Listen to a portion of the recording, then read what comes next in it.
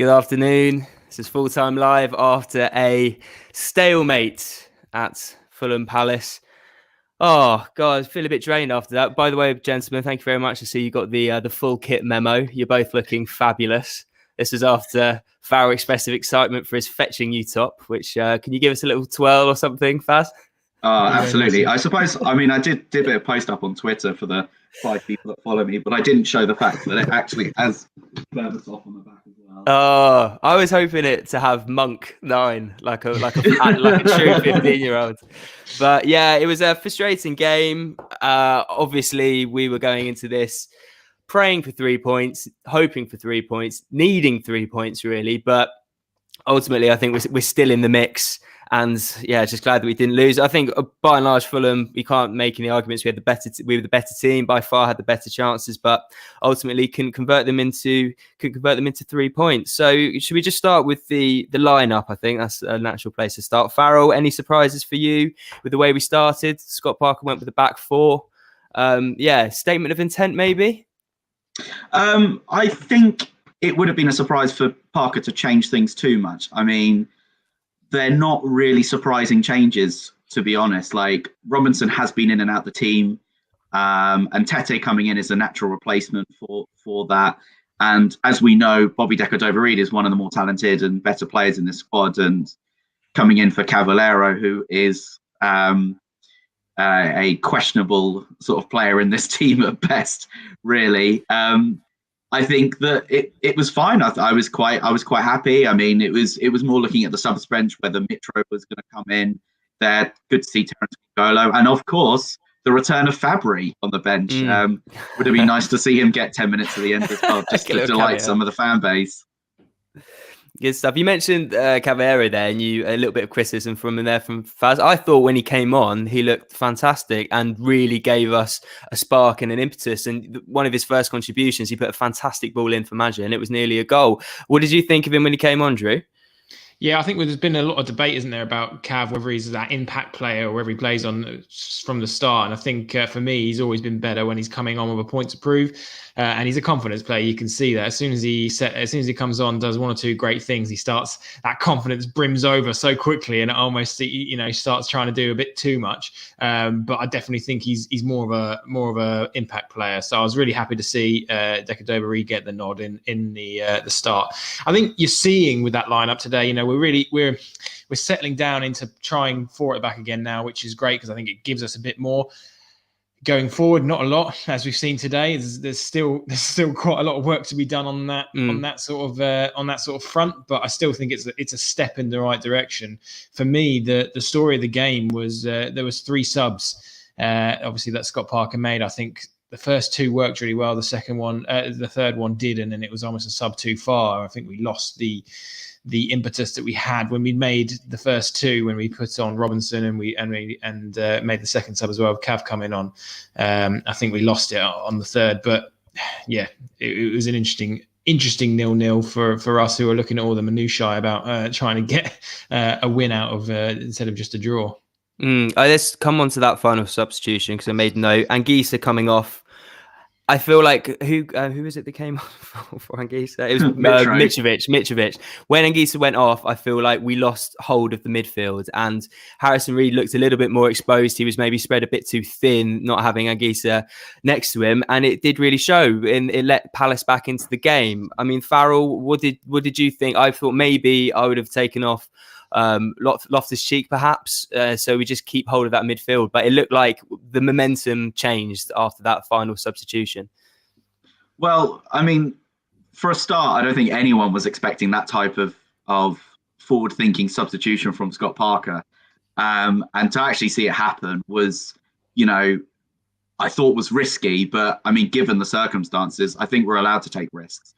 We're coming up against a team, Palace, who are devoid of a lot of confidence, and they weren't really creating very much. So just to sort of give a little away in the midfield where they weren't really having any impact, and and they obviously they brought off Eze, who was their sort of biggest attacking intent in the midfield, to bring on McCarthy. That they were sort of, it kind of meant that Palace were happy to sit back, and we didn't really need that two protective midfielders in the centre of the pitch. And yeah, Reed was a little bit more exposed, but I mean, we've seen how well he's been playing, and we've seen how brilliant he's been. His energy is like having two players in the centre of the pitch, and I think he handled it absolutely admirably.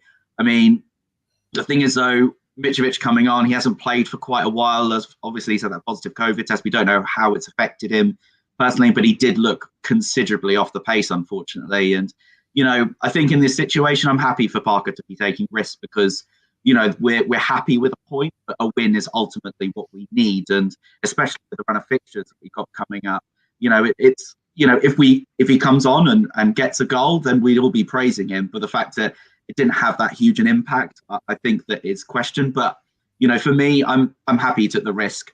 I think it was a worthwhile risk to get more bodies in the box, and it did almost pay off, but unfortunately it didn't. Yeah, sorry, Drew. Well, I was going to say what you're seeing with Park at the moment is you're seeing his sort of view of the season coming in a little bit more. He's a risk averse manager, but I think now you're starting to see that he's understanding that he has to. We get into that squeaky bum part of the season, so you're seeing him move to that 4 at the back. You're seeing him trying to make these moves in games a bit earlier. One of my biggest my biggest things against Parker this season is his refusal to make an earlier sub, and he's starting to now break from that mold because he realizes it's the time. So whereas I think ultimately today, with the 3 games coming up that we've got, Spurs and City and Liverpool, obviously today you needed the 3 points, but I think the way that we've set up since beginning of November, I don't see those 3 games coming up and saying it's 0 points. I think we'll get at least 1 or 2 out of those 3 fixtures, and ultimately at this point it's about keeping pace with Newcastle. So today is a bit deflating in the sense that it should have been 3. I think we all knew what to expect from a Roy Hodgson Palace side, and I think we should have capitalised on that more, and we didn't. But I don't think it's the end of the world either. Okay, well, it's a very optimistic outlook, Drew, and one that I feel I share. In many ways, it was a typical Roy Hodgson team performance. But Farrell, we were chatting before we went live, and that they're a team that are completely devoid of confidence, and they were going to go into this match thinking we mustn't lose, and that's ultimately what they did. And I think on the face of it, we deserved the 3 points, but it just didn't quite happen for us. But one thing that I do want to touch upon is the amount of chances that we created today. I don't think that can be understated. We had Maja we had 2 or 3 really good chances to score. Anderson and Tosin as well coming close. If only they could hit the target with some of their headers, I think we'd be in the top half, Farrell. Yeah. There was a little bit of chatter on with some friends around sort of those set piece chances that we had, and actually those players did as well as they probably could, considering the quality of the ball. I don't think Fulham have had a set piece specialist since we had Ross McCormack, where we were regularly sort of troubling other teams with set pieces. And and obviously Niskins Cabana from Direct has now departed the club, unfortunately. But yeah, we did create a lot of chances. I think that we'd be doing a bit of disservice to say to Ruben Loftus-Cheek, because I think that he was at the heart of a lot of what was actually quite positive about Fulham. Some really, really nice little touches. He set up that chance for Maja from the edge of the box. I think that we were able to create chances when we needed to. Fulham, picked apart a little bit, chose their chances well to go forward. They didn't go forward at every single opportunity. What I would criticise in any case is actually, I feel like Fulham should be a bit braver on the ball sometimes. I know it does sound a bit basic, but quite often we get into these little small pockets of space and the pass is on, but we choose to sort of take an extra touch, and then immediately that chance is gone and we have to turn back inside and then restart again. And I think that's some cliffhanger there, isn't it? Very flattering. Detriment. There was a point in the second half. Faz, we're losing you a little bit. Were you back? You back in the room? Are you there? Yeah. Sorry, Start again, mate. You just cut out for a sec.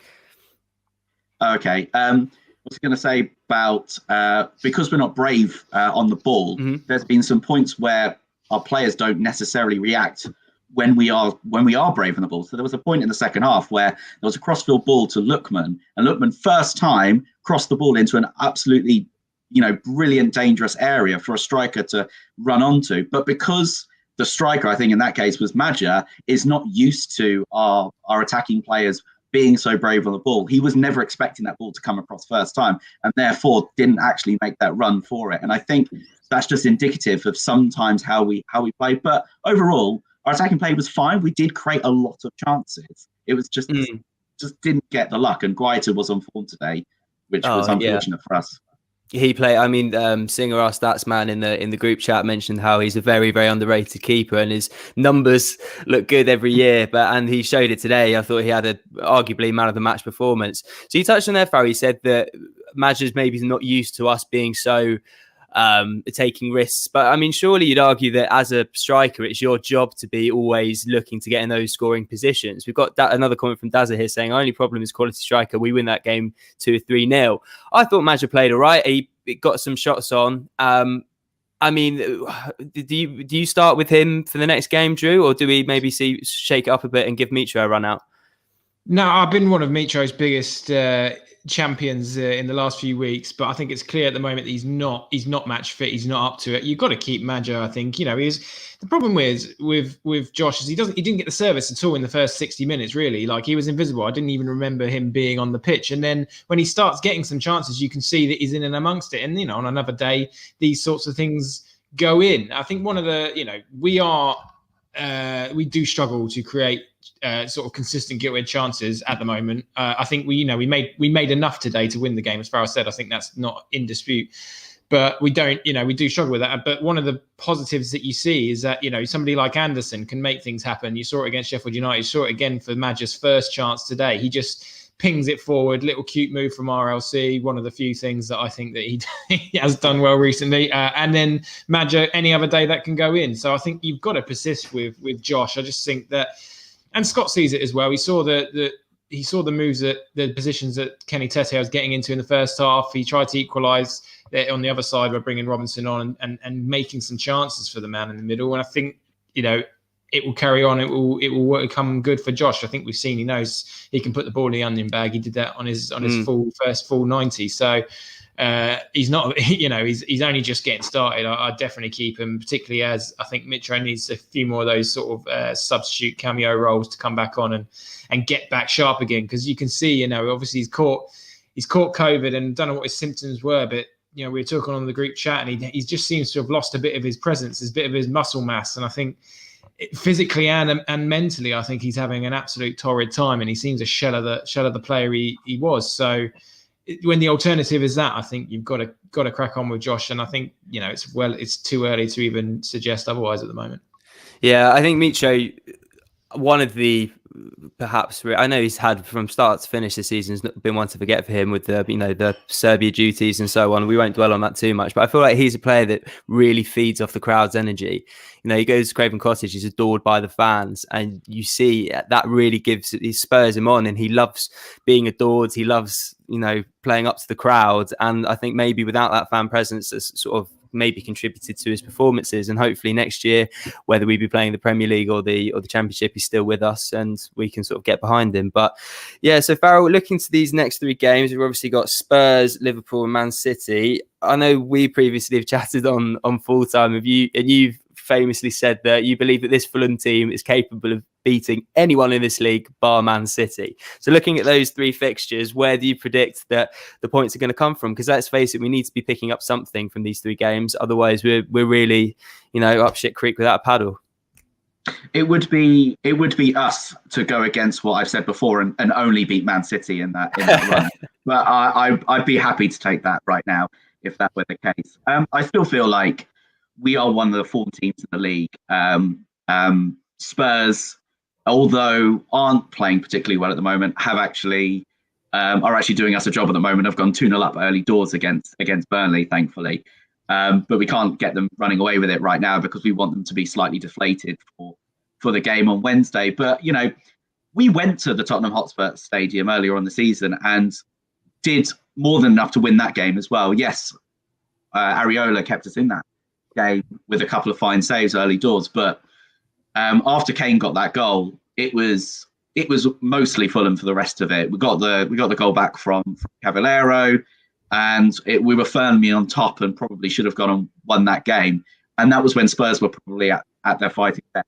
So I think that's really indicative of where this team are at the moment. And I think that Parker's going to be saying the same thing to them. Like, we have the belief, we've got the quality, we've got enough to be able to take on any team in this league. And I genuinely believe that is the case, because the way that this team is playing, they're playing at a consistent level to be able to compete with anyone in this league. So unless something major happens, I can't see us not going to those games, not doing enough to get a draw at least.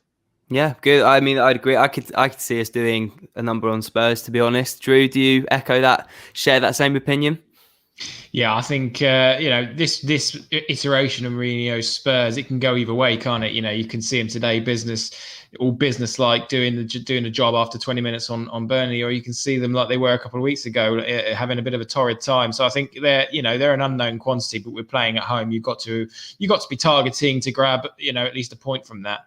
Liverpool as well, having an interesting season. They're nowhere near what they were last season. We showed at the Cottage that we our style of play is compatible with getting a result against them. We've seen teams better that and get 3, particularly at Anfield, where they're having a bit of a tough time in the last couple of weeks or couple of game weeks.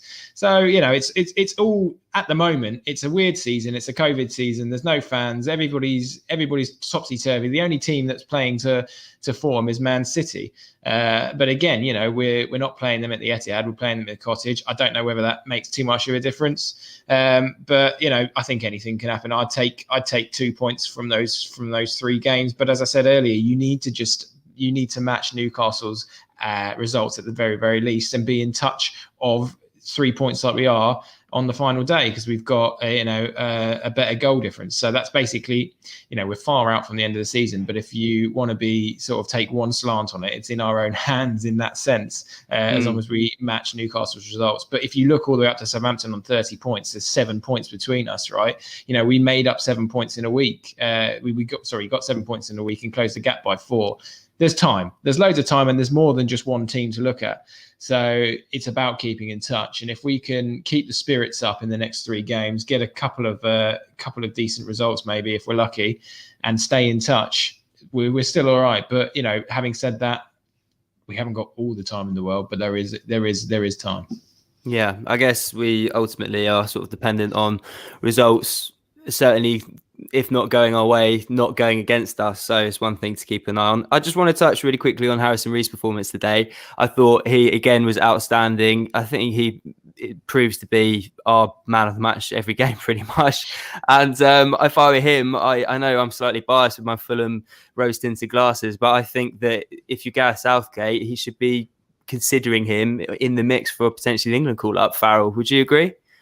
Yeah, there are quite a few players ahead of him, but they could do a hell of a lot worse than get Harrison Reed in today. I don't want to touch upon all his competitors for that spot in the England squad, but again today, Harrison Reed, like I touched upon earlier, another imperious performance in the middle of that part. I mean, he's so good at snuffing out the danger and getting little niggles here and winning the ball back and making it really, really tough for his opposition numbers. But I don't want to do him a disservice. I think he's a quality footballer as well. Like the amount of first-time passes that he does, some passes around the corner that are absolute, top-end Premier League quality kind of passes. And it shouldn't sort of, the sort of first thing shouldn't detract from the other thing. Just because he is such a good sort of breaker-up of play doesn't mean he's just a Netuhu style sort of player where he wins the ball and then is immediately like, right, I'm going to leave it to everyone else to try and create something. He does create things. I mean, there was one pass around the corner to Decordova-Reid where, and it was in a great position, like found the pass. There was one for the deep cross that Lookman side-footed wide as well late on. Like all of those sorts of little things are, they're really, really good. And it's great that we've got a player that can do both, much like the same with Anguissa and Lamina. They are players that can do all of those things. Yes, Reed is probably not as good ball carrier, but that's fine. He more than makes up for it in every other department.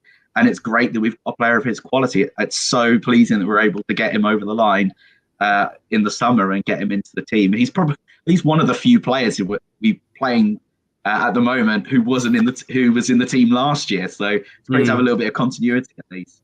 Yeah, just another word on Reed. You mentioned about his carrying ability. He's actually compares quite favourably with Lamina when it comes to carrying the ball.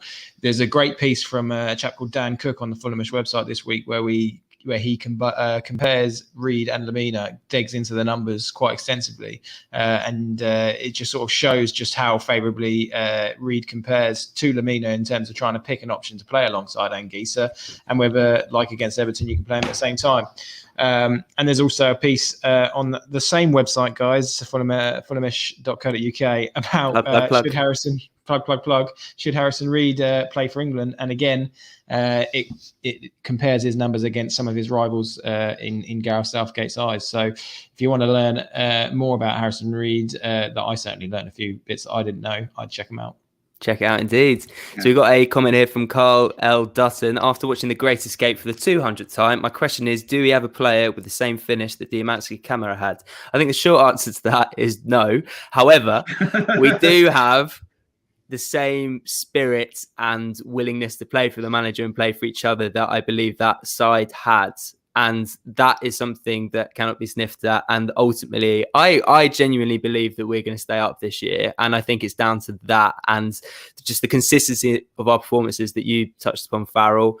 And then, just the general vibe or the willingness to play for each other. And you can tell that all the players are singing off the same hymn sheet. They all got that shared objective. And I think that we're going to do it. Drew, do you think that we share the same qualities as that team that kept us up that season in that regard?